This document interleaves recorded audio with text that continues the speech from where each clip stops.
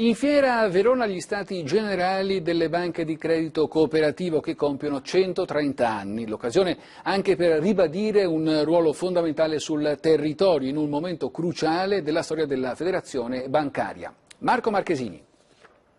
Sono considerate di fatto le sole banche con soci veneti legate al territorio. Il credito cooperativo compie 130 anni di storia.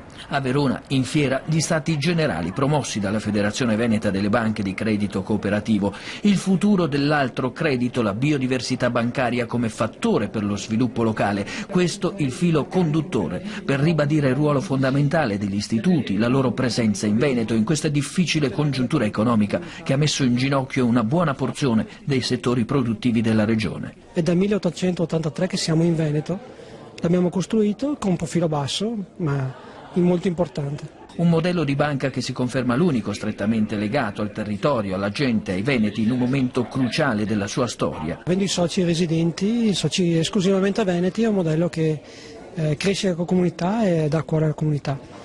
E avendo soltanto un dividendo che è fatto da servizio, da cortesia, da disponibilità del personale, è un modello che trova una coincidenza perfetta con quello che sono le esigenze dei nostri soci. Numeri consistenti, 127.000 soci veneti, 4.000 dipendenti, un appuntamento che ha voluto ribadire l'autonomia delle singole banche come spazio in cui giocarsi il proprio futuro. Una grandissima opportunità per tutti noi.